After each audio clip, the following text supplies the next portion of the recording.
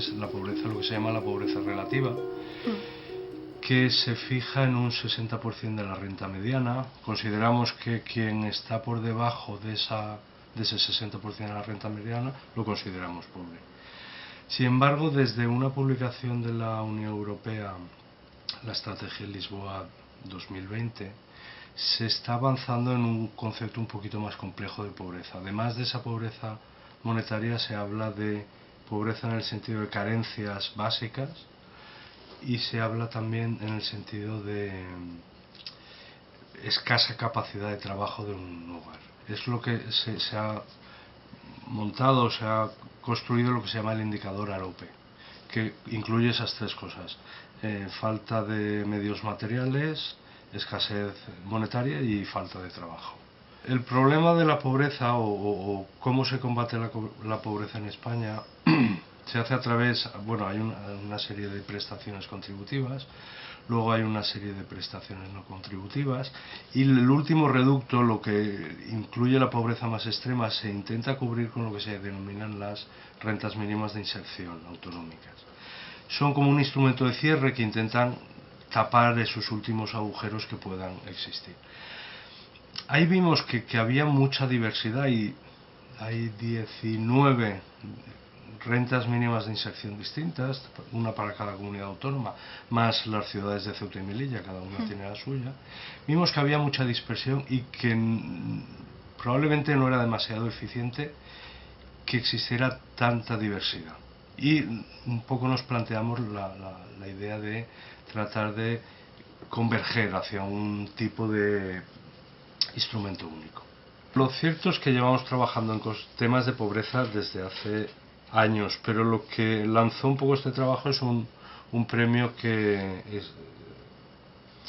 estableció FIPROS, es un organismo de la Seguridad Social, y que nos concedieron. Entonces fue un poco la espita de salida para lanzarnos o dedicarnos a trabajar en esto. Las conclusiones básicas fueron, por un lado, que las rentas mínimas de inserción autonómicas son distintas, pero no tanto. Cada una tiene su legislación, sus límites, sus niveles, pero no son tan diferentes como para necesitar 17 o 19 legislaciones distintas. Y sí que vimos que la dedicación que realiza cada comunidad autónoma es muy diferente. Hay diferencias muy sustanciales entre lo que hace cada comunidad autónoma, lo cual nos llamó mucho la atención porque no era un resultado que no esperábamos.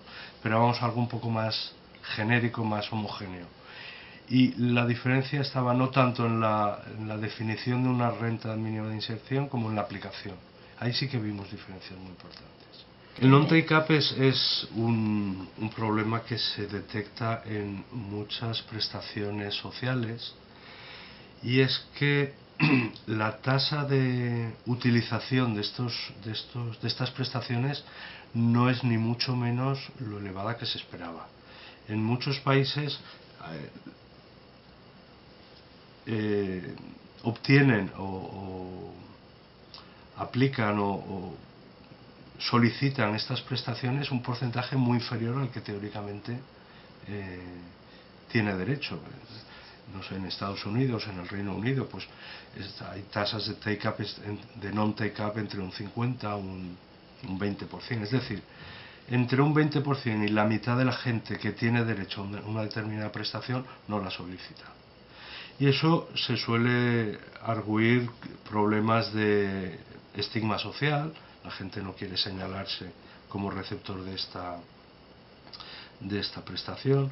Se señalan problemas de falta de información, de escaso carga burocrática, etc. Sin embargo, en España hemos detectado un non-take-up extraordinariamente elevado en relación con otros países.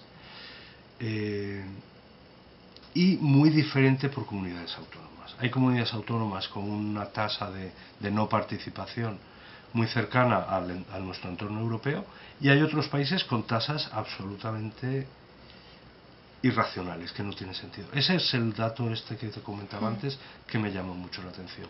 Cómo en unas comunidades estamos en niveles cercanos a nuestro entorno europeo, la OCDE internacional, y otras estamos completamente alejados. Ese era un dato muy llamativo.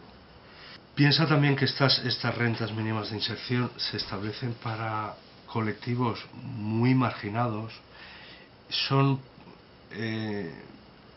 instrumentos muy burocratizados, que hay que cumplir muchos requisitos, que hay que informarse detenidamente, hay que pedir asesoramiento a lo mejor de un profesional. Todo eso, la estigmatización, la falta de información, la burocratización, hace que la gente no lo solicite. También no nos olvidemos porque lo que supone la prestación social no es muy elevada. Estamos hablando de una media de 300, 400 euros al mes, y mucha gente consigue eso sinceramente aparcando coches, con lo cual es razonable pensar que lo que ocurre es que estos programas tienen de añadido que son programas de activación, son programas no solo de rentas, de completar rentas, sino de tratar que la familia se integre socialmente, laboralmente.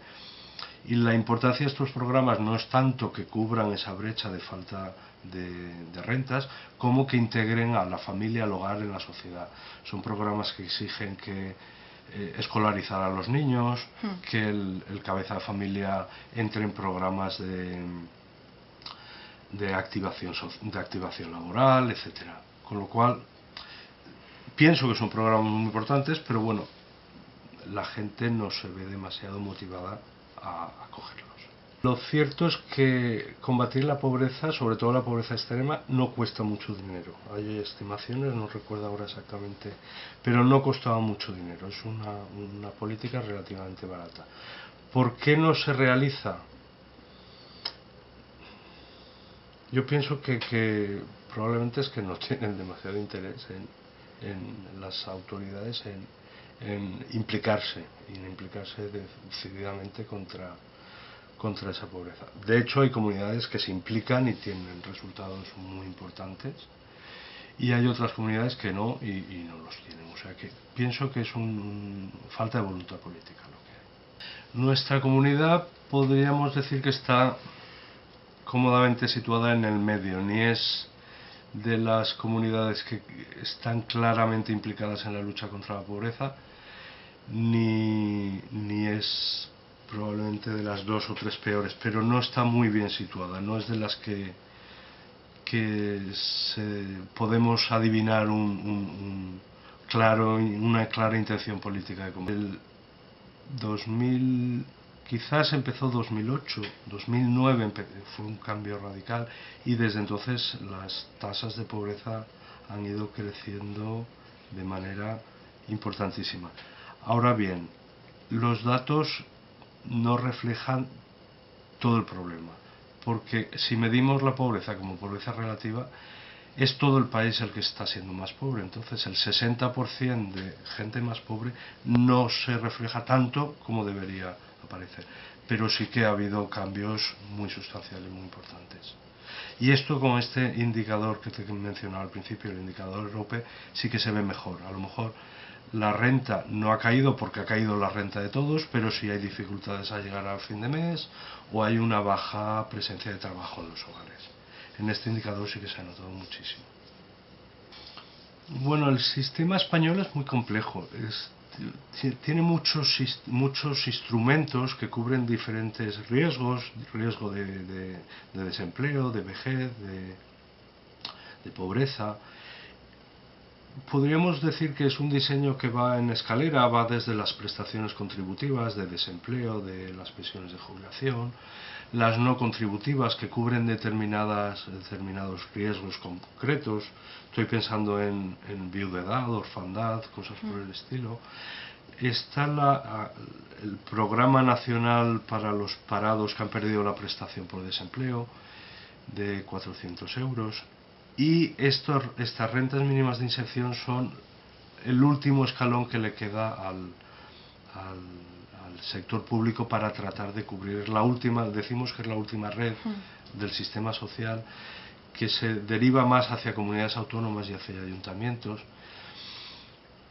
Y No sé que haya otras experiencias, no hay otros instrumentos. Esto es lo último que queda detrás de una renta mínima de inserción, no hay nada, la verdad. Lo que queda detrás, eso se me olvida comentarlo, lo que queda detrás de estos programas públicos son iniciativas, no diré privadas, sino iniciativas de tercer sector, y que en este país están teniendo una importancia crucial en estos años. Estoy hablando de Cáritas, con alimentos, de Cruz Roja, de multitud de asociaciones que probablemente no están tan preocupados en tratar de activar hogares o de reinsertar o de hacer cosas por el estilo, como de resolver situaciones realmente graves de último recurso. Lo cierto es que ahora hablar de futuro no es demasiado esperanzador, porque día tras día las cosas van a peor y siempre estamos esperando que al final de este año las cosas den la vuelta.